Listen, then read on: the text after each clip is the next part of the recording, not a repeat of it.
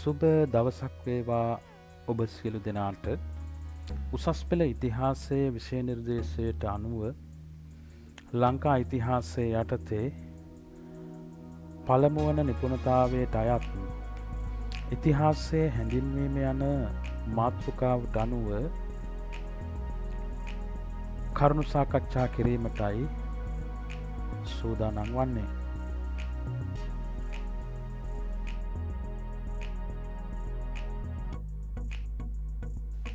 ඉතිහාසය යනු කුමක්ද පිළිබඳව අධ්‍යයනය කිරීමේදී ඉතිහාසය යන පදයෙහි අර්ථය මුලින්ම හඳුනාගත යුතු වෙනවා. ඉතිහාසය යන පදයෙහි අර්ථය වනුයේ මෙසේ සිදුවිය යන අදහසයි. හිස්ටෝරියා යන ග්‍රීක වචනයෙන් බිඳියා හිස්ට්‍රි යන ඉංග්‍රීසි පදය තුළත් විමර්ශනය යන අර්ථය ගැබ්වෙලා තියෙනවා. ඒ වගේම ශබ්දකෝෂ තුළ හිස්ට්‍රි යන්නට අතීත මිනිස් සංසිද්ධීන් පිළිබඳ කාලානුක්‍රමික හා ව්‍යුහගත විස්තරයක් වශයෙන්ුත් ඉතිහාසය යන්නට අර්ථ දක්වා තිබෙනවා. උක්ත විග්‍රහයන් වලට අනුව ඉතිහාසය යන්න පැහැදිලි කර ගැනීමට අපහසු වන බැවින් තවදුරටත් පෙර අපර දෙදිග විවිධ ඉතිහාසඥයින් දාර්ශනිකයින් විසින් ගෙනහැර දක්වන්නට යෙදුන නිර්වචන පිළිබඳව පෙරදිග නිර්වචන අපරදිග නිර්වචන යන මාතෘකා ද්වය යටතේ සාකච්ඡා කිරීම මෙතැන් සිට සිදුකරු ලබනවා. ඉතිහාසය පිළිබඳ පෙරදිග නිර්වචන යටතේ සංස්කෘත ශ්ලෝකයක් තුළ ඉතිහාසය යන්න විග්‍රහ කර තිබෙන්නේ මෙන්න මේ ආකාරයටයි. ධර්මාර්ථකාම මෝක්ෂානා මුපදේශ සමන්විතම් පූර්ව වෘත්තං කතා යුක්ත මිතිහාසම් ප්‍රචක්ෂති. ධර්මය, අර්ථය, කාමය, මෝක්ෂය යන මේවා ලබනු පිණිස උපදේශයන්ගෙන් යුක්ත වූයේත් පෙර වූ කතාවෙන් යුක්ත වූයේත් ඉතිහාසයයි යනුවෙන් මෙම නිර්වචනය තුළ විවරණය කරුන් ලබනවා.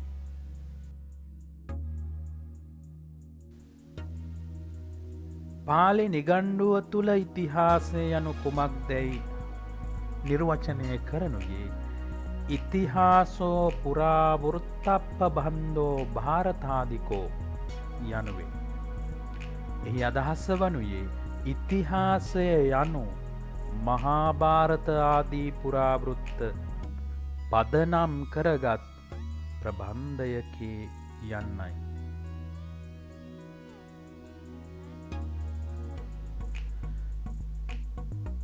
සංස්කෘත භාෂාවෙන් රචිත කෞටිල්‍යගේ අර්ථශාස්ත්‍රය නැමැති කෘතිය තුළ ඉතිහාසය යන්න නිර්වචනය කර ඇත්තේ මේ ආකාරයටයි. ඉතිහාසය යනු පුරාණ ඉතිවුත්තක ආඛ්‍යායිකා උදාහරණ ධර්මශාස්ත්‍ර හා අර්ථශාස්ත්‍ර වල එකතුවක් හැටියටයි ඉතිහාසය යන්න කෞටිල්‍ය විසින් නිර්වචනය කර ඇත්තේ.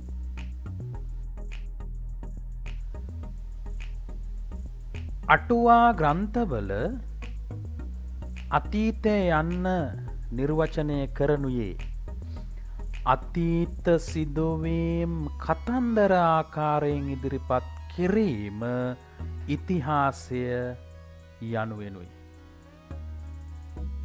ඉන්දිය ජාතික ශ්‍රී ජවහල්ලාල් නේරුතුමාණන් අතීතය තුළින් වර්තමානය හා අනාගතය හඳුනාගත හැකිය යනුවෙන් ඉතිහාසය නිර්වචනය කරලා තියෙනවා. එය හුදෙක් ඉතිහාසය නිර්වචනය කිරීමකට වඩා ඉතිහාසය ඉගෙනීමෙන් ලද හැකි ප්‍රයෝජන පිළිබඳව එහි සඳහන් වෙන බවයි අපිට පැහැදිලි වනුවන්. මීළඟට අපි සාකච්ඡා කරනු ලබන්නේ ඉතිහාසය පිළිබඳ අපරදිග ඉතිහාසඥයින්ගේ දාර්ශනිකයින්ගේ නිර්වචන පිළිබඳවයි. හෙරඩෝටස් නැමැති දාර්ශනිකයා හේතු සාධක හා මූලාශ්‍රය මත අතීත සිදුවීම් පෙළගස්වා ගැනීම ඉතිහාසයයි යනුවෙන් නිර්වචනය කරලා තියෙනවා. හේතු සාධක හා මූලාශ්‍රය මත අතීත සිදුවීම් පෙළගස්වා ගැනීම ඉතිහාසය හැටියට හෙරඩෝටස් ප්‍රකාශ කරනවා. ඒ සාධාරණ නිර්වචනයක් හැටියට ප්‍රකාශ කරන්න පුළුවන්කමක් තියෙනවා. ජේ.බී. බියුරු නැමැති ඉතිහාසඥයා විසින් පරීක්ෂණ හා නිරීක්ෂණ තුළින් නිගමනවලට එළඹෙන බැවින් ඉතිහාසය යනු විද්‍යාවකි ඊට අඩුත් නැත වැඩිත් නැත යනුවෙන් නිර්වචනය කරලා තියෙනවා. ඒ වගේම ජේ ඇන්ඩර්සන් විසින් නිර්වචනය කරනවා ඉතිහාසය යනු මානව වර්ගයා අතර සිදු වූ අතීත සිදුවීම් පිළිබඳ කතාවයි. ඇන්ඩර්සන්ගේ නිර්වචනයත් සාධාරණ නිර්වචනයක් ලෙස අපිට සලකා බලන්නට පුළුවන්කමක් තියෙනවා. ක්‍රිස් හර්ට්ස් විසින් නිර්වචනය කරන්නේ ඉතිහාසය යනු මිනිසාගේ අතීතය පිළිබඳ අධ්‍යයනයයි. හර්ට්ස් දානුව ඉතිහාසය කියලා කියන්නේ මිනිසාගේ අතීතය පිළිබඳ අධ්‍යයනය කිරීමක් හැටියටයි ඔහුගේ නිර්වචනය තුළින් අපිට ගත හැකි පාඨය වනුයේ අදහස වනුයේ.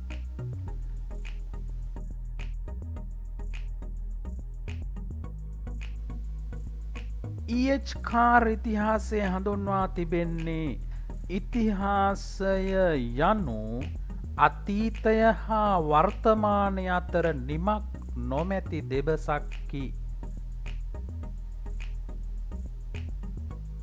එම නිර්වචනයත් අපිට සාධාරණ නිර්වචනයක් වශයෙන් ගන්නට පුළුවන්කමක් තිබෙනවා.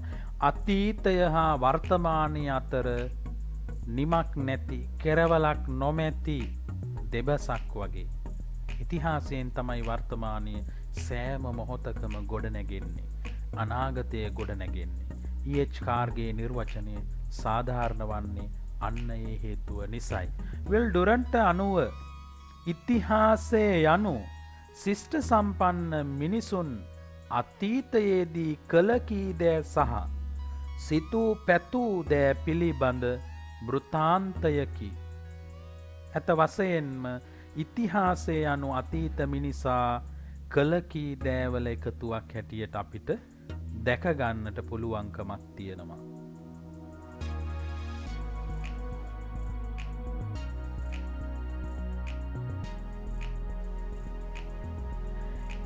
නියාර් ඉතිහාසය යන්නට නිර්වචනයක් සපයා තිබෙන්නේ මේ ආකාරයටයි. ඉතිහාසය යනු සමාජ ක්‍රමවල මතක සටහනකි. නියාර්ගේ නිර්වචනයත් සාධාරණ නිර්වචනයක්. ඉතිහාසය කියලා කියන්නේ අතීත සමාජවල තිබුණ මතක සටහන් වල එකතුවක් හැටියටයි අපිට දකින්නට පුළුවන්කමක් තියෙන්නේ. ඉතිහාසඥ ජෝන් ජේ විසින් නිර්වචනයක් සපයලා තිබෙනවා ඉතිහාසය යන්නට. ඉතිහාසය යනු ජාතීන්ගේ නැගීම හා වැටීම මෙන්ම මානව වර්ගයාගේ දේශපාලන තත්ත්වය කෙරෙහි බලපෑ අනෙකුත් ශ්‍රේෂ්ඨ පරිවර්තනයද ඇතුළත් වූ මානව වර්ගයා අතර සිදු වූ සිදුවීම් වල කතන්දරයයි.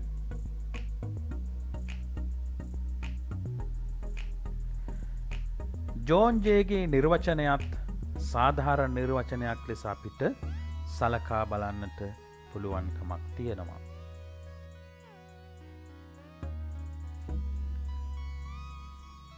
ආර්.පී. කොලින්වුඩ්ගේ නිර්වචනය ඉතිහාසය යනු මිනිසාගේ අතීතය පිළිබඳ අධ්‍යයනයකි. කොලින්වුඩ් අනුව ඉතිහාසය කියලා කියන්නේ මිනිසාගේ අතීතය පිළිබඳ අධ්‍යයනය කිරීමකටයි ඉතිහාසය යනුවෙන් හඳුන්වන්නේ. එයත් සාධාරණ නිර්වචනයක්. ජී.එම්. ට්‍රෙවිලියන් ඉතිහාසය යනු එක් විෂයක් නොව විෂයන් සියල්ල අන්තර්ගත ගෘහයක් හැටියටයි නිර්වචනය කරන්න. ඉතිහාසය කියලා කියන්නේ එක විෂයක් නෙමෙයි, විෂයන් සියල්ලම අන්තර්ගත වුණ ගෘහයයි, නිවසයි. ඇත වශයෙන්ම සියල්ලම සටහන් වෙන්නේ ඉතිහාසය තුලයි. ඒ නිසා ජී.එම්. ට්‍රෙවිලියන්ගේ නිර්වචනයත් සාධාරණ නිර්වචනයක් ලෙස ගන්නට පුළුවන්කමක් තියෙනවා. එඩ්වඩ් හොලට් අනුව ඉතිහාසය යනු වර්තමානය හා අතීතය අතර සංවාදයකි. හොලට් අනුව ඉතිහාසය කියලා කියන්නේ වර්තමානයත් අතීතයත් අතර සිදුවන සංවාදයක් වගේ. ඇත වශයෙන්ම ඉතිහාසයේ තිබෙන කරුණු මතින් තමයි වර්තමානය ගොඩනැගෙන්නේ, අනාගතය ගොඩනැගෙන්නේ. එනිසා හොලඩ්ගේ නිර්වචනයත් සාධාරණ නිර්වචනයක් ලෙස දකින්නට පුළුවන්කමක් තියෙනවා. ඩියඩෝරස් නැමැති දාර්ශනිකයා විසින් වර්තමානය ආරම්භයා අත්හදා බැලීම් කරනවාට වඩා අතීතයේ ජයග්‍රහණ අනුගමනය කරන්නට ලැබීම භාග්‍යයක් හැටියටයි සලකනු ලබන්නේ. එයත් සාධාරණ නිර්වචනයක් ලෙස හඳුන්වා දෙන්නට පුළුවන්කමක් තියෙනවා. පොලිබියස් නැමැති දාර්ශනිකයා විසින් අතීත සිද්ධීන් පිළිබඳ දැනුම වනාහි මනුෂ්‍ය ස්වභාවය නිවැරදි කිරීම සඳහා ප්‍රබලතම උපකරණය වෙයි යනුවෙන් ඉතිහාසය යන්නට නිර්වචනයක් සපයලා තියෙනවා. එම නිර්වචනයත් සාධාරණ නිර්වචනයක් ලෙස සලකන්නට පුළුවන්කමක් තියෙනවා.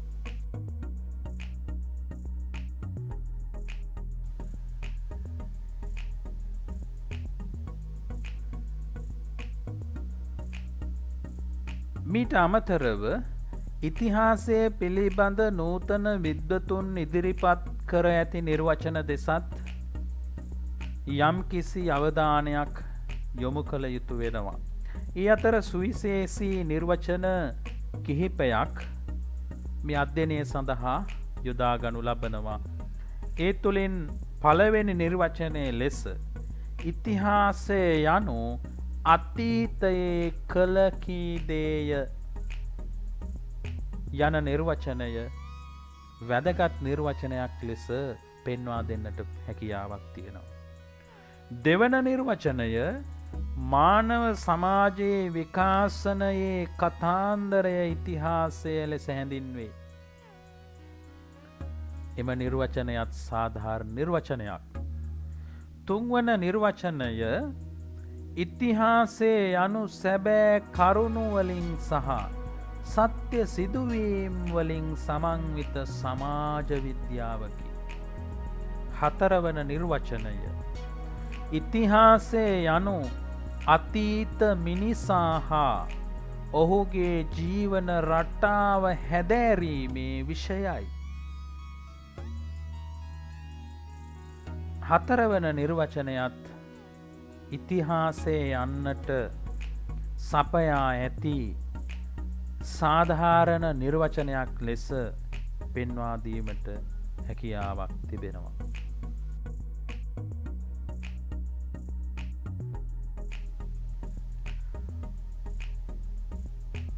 උක්ත නිර්වචන අධ්‍යයනය කිරීමෙන් ඉතිහාසය විෂය පිළිබඳව ඉතිහාසය විෂය සම්බන්ධව යම් අවබෝධයක් ඇති කරගන්නට අපිට හැකියාවක් තිබෙනවා. ඒ අනුව ඉතිහාසය වර්තමානයේ මෙන්ම අනාගතය ගොඩනගා ගැනීමටද අත්‍යවශ්‍ය විෂයක් බව පැහැදිලි වෙනවා, අවබෝධ කරගන්නට පුළුවන්කම ලැබෙනවා. එනිසා ඉතිහාසය හැඳින්වීම යටතේ පෙරදිග අපරදිග විද්වතුන්ගේ දාර්ශනිකයන්ගේ නිර්වචනවලට අනුව ඉතිහාසය හඳුනා ගැනීමටයි අද මේ කාලය වෙන් කරගනු ලැබුවේ. ඊළඟ දිනයේදී ඉතිහාසය ඉගෙනීමෙන් ලැබිය හැකි ප්‍රයෝජන පිළිබඳව සාකච්ඡා කිරීමේ බලාපොරොත්තුවෙන්